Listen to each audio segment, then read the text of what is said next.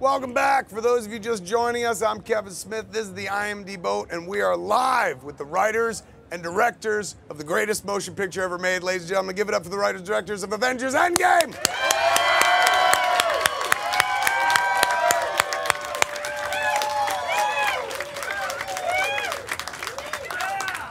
Feel that, soak it up, feel the love. Is that what you guys get everywhere you go at this point?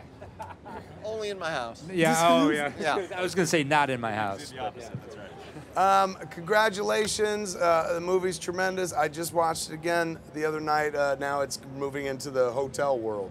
So Jason Mewes hadn't seen it yet because he's got a kid. And we watched it together like midnight on a giant screen at the Palms Casino. And you know, same, as soon as the spoilers, as soon as Cap gets the hammer, he screamed so loud, I'm sure they heard us outside of Nevada and stuff. And he was like, this is amazing. And I was like, just you wait. And then he bawled so badly later on when the snap happened and stuff. You had a guy who never really shows his emotions screaming and crying like at the same time. And that's everybody who saw that movie. I remember being in the theater, I saw it at the premiere, edge of my seat, screaming out loud and stuff, bawling at the end. You took our emotions, you played with them and toyed with them, and he satisfied everything at the end of the day. You had two brilliant writers to do it, and you had two directors, brilliant directors to do it. You guys make the best argument in the world for why there should not be just one writer and director. It is a two-person gig, man, because you get two people on both sides, you create something amazing. This is my biggest question. What do you do next, man? Like, what do you do for an encore after Endgame? Well, go to sleep. Go to sleep. One of the things we do is, like, the four of us have all formed a company together called Agbo. So we're going to be making movies for many years as a team. The experience we all had together over the 4 Marvel films was so fantastic. We just wanted to find a way to keep moving it forward. So. And you guys, did you work with Markus and McFeely on every one of yours? Everyone. They every wrote single everyone. one. So you guys are a tight family at this point.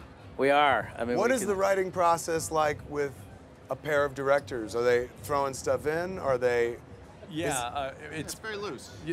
What I found most interesting is that it's not adversarial. It's not a strict team up. If anything, you know, Joe and I'll agree on something, and Chris and Anthel I disagree. Need you on this. Yeah, and so there's a lot of cross pollination in terms of that. You can always count on me, Chris. What is there? Is there a moment, like, because it seems like you take every scene and break it down. It never feels like dead weight. There never feels like this is a filler scene. It always feels like every scene is important. Is there a moment in every scene when you're working together, when you're writing, that you realize, like, that's, oh my Lord, we just nailed that? Do you go until that point, or? I think we keep going in hope at that point, but I'm not sure we ever get there. Just the schedule comes around and like, oh, I hope we nailed it because we got to shoot it now. Yeah, you occasionally have a few light bulb moments where you figure out, oh, if we can have Rocket, Thor, and Groot all land in Wakanda and save the day, like, oh, that'll kill people. Yeah. I have to say, I do relish the moments where all 4 of us are sort of universally delighted with an idea and a moment, and it does happen. Yeah. Cap with the hammer, was that a universally delighted moment? I think that was the biggest layup, I think, of all 4 movies. On the board early, like, how can we do this? Right. Yeah. And just knew that everyone would be like, nah! If it's in the right spot. You know what's great is that the 4 of us actually snuck into a theater in Westwood opening night, watched it with about 1,000 people, and just as far as satisfactory career moments go, it's at the top. Right. It was just cheers and screaming and tears and people jumping out of their seats. Thought we were going to have to call the paramedics for the kid behind us who was hyperventilating because he was so excited when Cap caught the hammer. Then he was crying so hard with Tony, and but that is so gratifying when you work so hard for so long. We're here to tell communal stories, and we're trying to activate a community and make people share something together the way that we shared it when we were kids.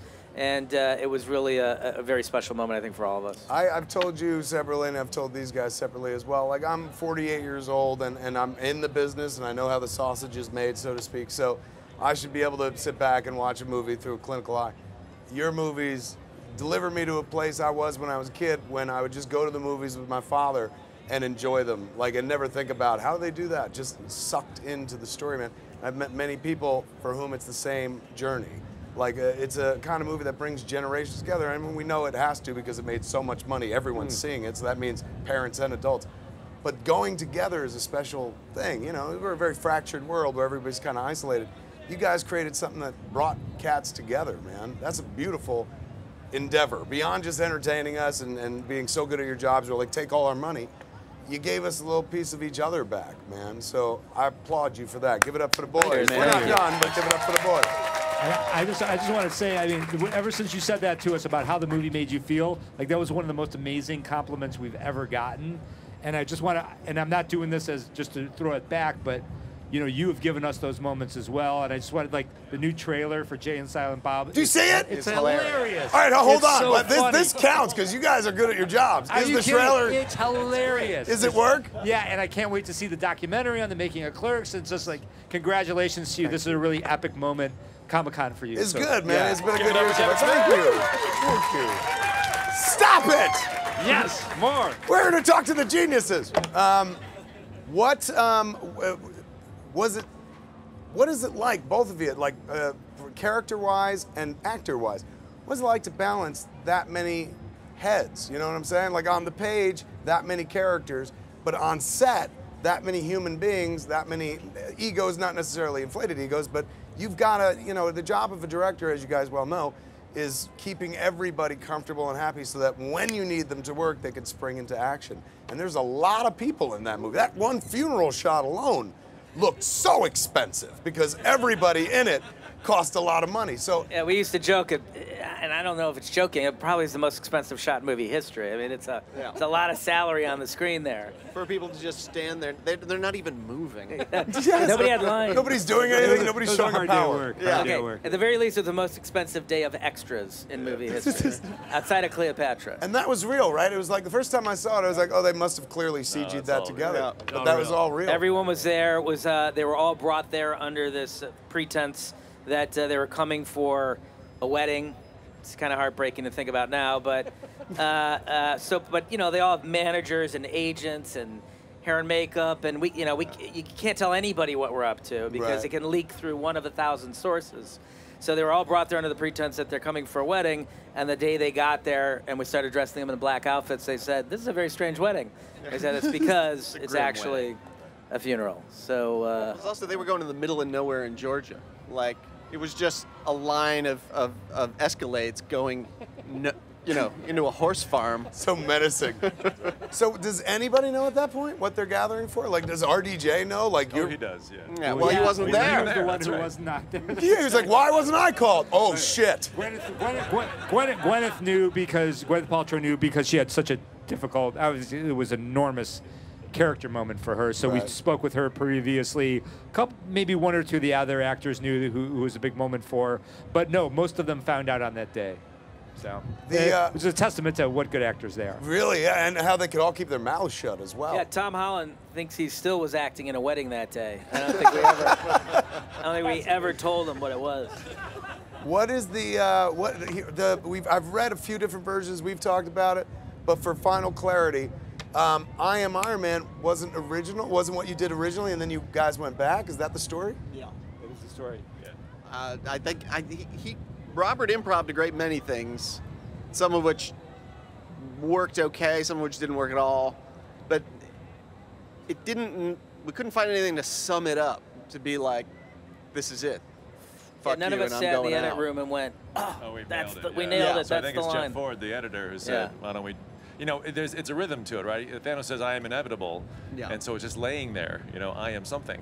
But did you say it was the editor that It's suggested? Jeff Ford who said, No. why doesn't he just say, I am Iron Man? Why are you guys sitting up here It's an then, excellent man? point. No, it's an excellent point. That's the best line in the Jeff script. Ford up No, I here. By the way, understand. that is the least of Jeff Ford's accomplishments. Yeah. He's a genius. Actually, Jeff Ford should be sitting up here. Honestly, for the work that we all do, Jeff Ford is one of the cornerstones. The editor is one of the cornerstones of the MCU. He's been our creative collaborator on every one of these movies, and he contributes on a creative level as much as anybody. So, That's true. Like, he has to keep the story. You're getting some love there. Is that Jeff Ford? Oh, Anthony Mackie. Shh, don't spoil it. Don't spoil it, man. There's a surprise. There's another hero Have of the that man MCU. removed. I thought it was Mackie. either a drunk fan or Anthony Mackie. I couldn't tell. They're not It's a mutually combination. exclusive. I think it's it's a drunk little bit of Anthony both. Mackie.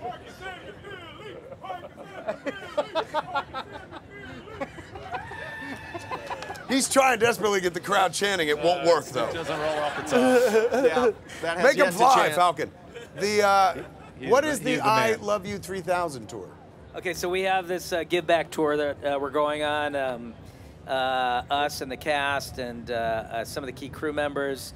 So We Love You 3000 tour. It's just to give back to the fans, say thank you. It's to for what an celebrate the incredible home release, home release of the movie. and just to say thank you for being for supporting Marvel for a decade, over 22 films, and for all the love on Endgame. We want to give some of the love back. As you guys, I imagine you're both, all of you are taking a minute off of Marvel now to go work on your thing. It doesn't rule out ever returning, of course, but No. right now you're going off to do your thing.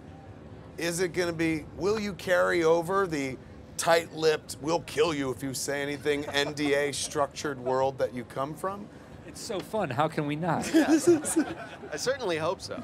Well, let's just hope people are interested enough that we'd have to put up these walls. keep You things know, very it might be the hidden. opposite. Please ask me you're questions about this walking thing. around you with know. a big sign. People are like, I don't give a fuck what you're working on. Before we get out of here, give us one thing that might have been that wasn't in the movie. You guys said it yesterday. Oh, we talked yesterday a little bit about.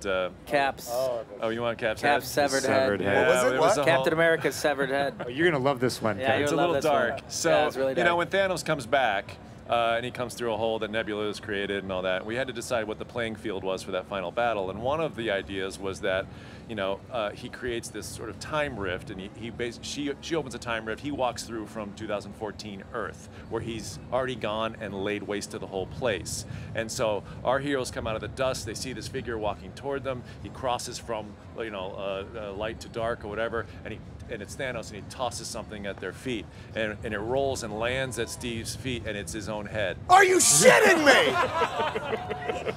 With the helmet still on, Yeah, so you helmet's know. still on. So it would. Who said no? That's the head that I want. Kids. It wasn't us. I'll tell you that. It was a favorite.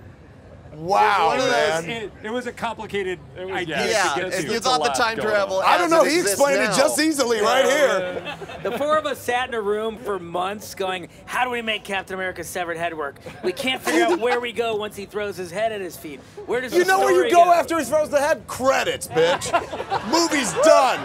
You send everyone home to think about their lives. You are right. Steve, you are right. It turns out the fans have some questions for you too, Oh, man. boy. At BAU United on Twitter wants to know, what is your favorite scene from any of your Marvel films and your favorite scene from the rest of the MCU films? So let's do the first one first. What's your favorite scene from your Marvel films? Cap taking out the boat at the beginning of Winter Soldier. Such a great sequence. Makes me very And it happy. announced like that movie with authority. It's like, oh, we all know a Captain America movie, and then it redefined Yeah. it in the opening scene. Beautiful answer. Cap taking the plane down and saying goodbye to Peggy in the first one. So good, man. So touching. And it played, I mean, this is the beautiful thing. I remember when I went and saw Endgame, I was like, man, there's a lot of Captain America fan service here. Like, they tied up loose ends from Captain America. That's cute. As those guys must have went and watched those movies. But you guys have been Captain America's voice since He's the our beginning, boy. right? Every Yeah. one of them was you. Every one of them. So, of course, it ended on a Captain America note. Yeah. We're contractually obligated. Yeah, that's the arc beautiful. right here. What about you boys? If I don't know if it's just because it's the most recent film, but there's something I love so much about the scene where Rocket and Smart Hulk go to recruit Thor to come on the mission in the film, and we discover sort of Thor's sort of the condition that he's been devolving into for the past 5 years. It's just like there's something that's so funny yet human and relatable about that scene, and I really love what Hemsworth did with the character in that scene. I love that scene. It is. It's like it's funny. We get the joke of it all and stuff, but then he turns it and goes deep when he's like, "Don't say that name." And you know what's the baddest part of that fucking scene? What I love so much is when Hulk goes, "Please take your hand off of me," and you just know that he could destroy him. Like first it's please, it's like please take your hand off me. I Loved loved it. it when Mark did that. Oh, I was going to say that scene, but we'll mix it up a little bit. I'll say Thor's arrival in Wakanda in Infinity War, only because frankly, I think bring of me everything. Thanos! Everything that happens in that movie, that is the biggest setup, one of the biggest setups for what happens at the end. Because Thor is actually on the hero's arc in that movie. Thanos is on a hero's arc in that movie. And that final moment when those two meet and he does not chop his head off, it's when it becomes Thanos' movie and not Thor's movie. So that arrival scene really helped us create that misdirect for what happened at the end of that movie. All right, when Infinity War went to iTunes, I've watched it now because there's a counter 82 times. I fully look forward to watching Endgame 100 times, man. I cannot wait. God bless All right, Joe, Anthony, Christopher, Steven, you guys get to meet some very special cosplayers, man. Everyone watching at home, make sure you check out your Instagram and Twitter so you can see these costumes too. I'm gonna go check it out, man. We got all these cosplayers downstairs, all Marvel characters and stuff, and we're gonna go take a picture with them, give out some stuff. It's gonna be real fun. Cool. Tim Cash gonna take over for me right now. Tim, you got this? Oh, it's happening live. I'm busy over there. Here I was like holding. How are you guys? Nice to see you very well. Ladies and gentlemen. Look, it's Tim, everybody. Hello. So you're going to take these guys down to do the free ice cream giveaway. Yeah, nicely done. What are you going to do? I'm going to do this. Ladies and gentlemen, please welcome to the stage the one and only Anthony Mackie. Oh! Anthony Mackie. Anthony Mackie.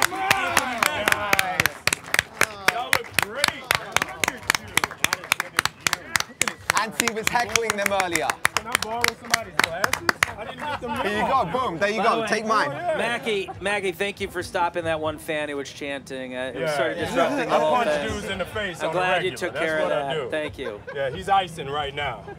There you Quick go, one, you're in. too. How are you enjoying Comic-Con for the first time as the new Captain America? It's been different.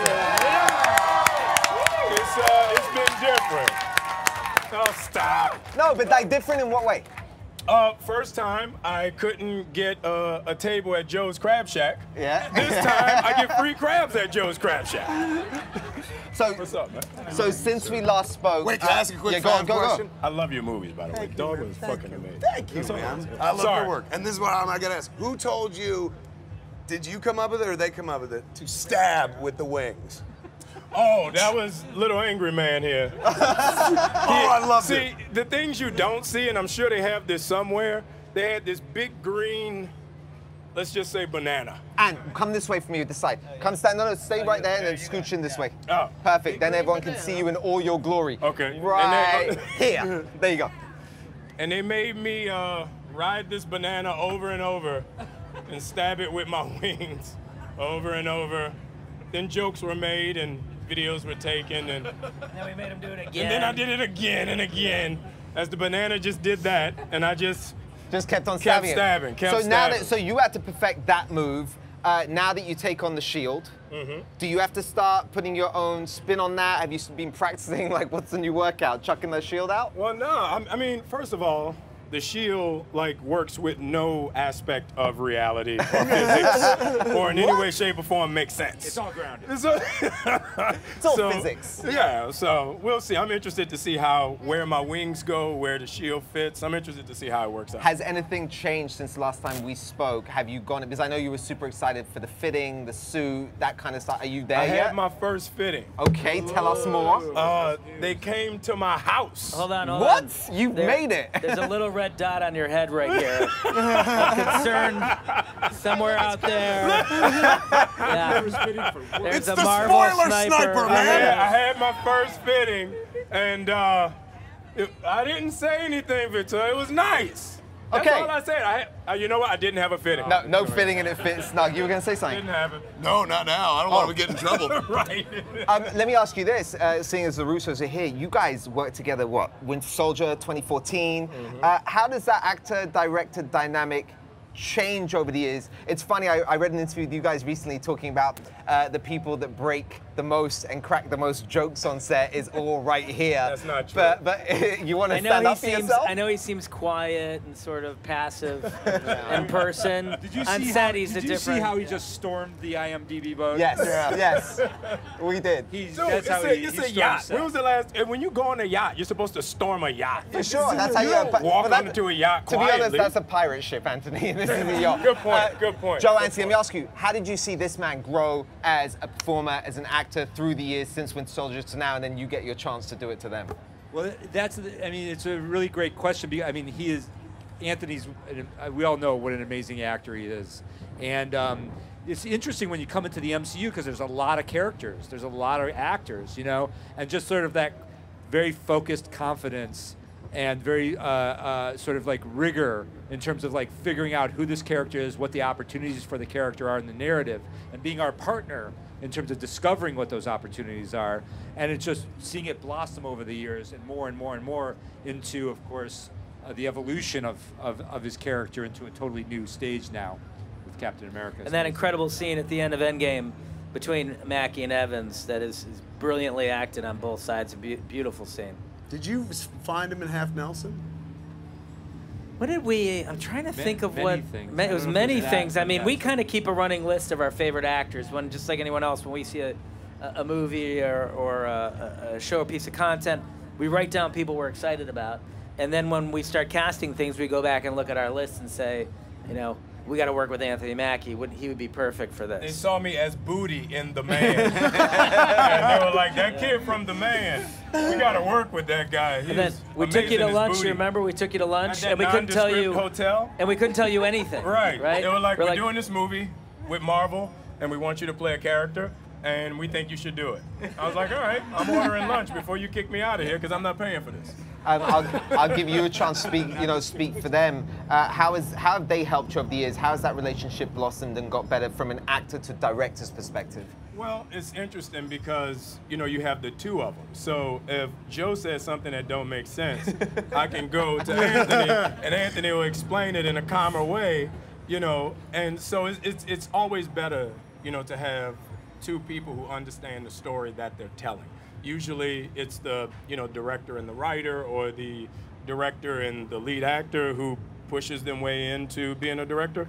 But it's great when you have two directors that have the vocabulary and the background and the foresight to where they want to develop your character, and they help you mold and craft that. You know, I feel like when you guys came up with the Trouble Man thing, like, nobody, you know, it's just like, nobody, and look, this is the whitest dude in the world, you know? So, you know, it's one. There's this albino guy. There's this one albino guy. So it was must just have seen his yearbook under his picture, the whitest guy in the world. Voted most likely to stay white. Trouble Man. But little tidbits like that, you know, when that gets handed to you, to be able to play with them and have fun with them and be crafted in the right way within the story, you know, you can't ask for anything more as an actor. Well, we can't ask for anything more than having you guys here on the panel. First off, give me my sunglasses back. They look way too good on you. Sorry. And second off, jacked, homie. Anthony, Russo, Steven, Chris, for everyone. There's a whole bunch of Avengers and cosplay downstairs waiting for the best thing in the world, free ice cream. So don't keep them waiting. Everyone out there, make sure you're following us on Instagram and Twitter so you don't miss out on any of the action. We've got the cast of Carnival Row coming up next. But first, if you're here at San Diego Comic-Con, you probably love comics as much as we all do. If you want access to your favorite characters anytime, anywhere, take a look at Comixology Unlimited and check out some of the titles you'll get with a subscription to Comixology. All of you, thank you. That's a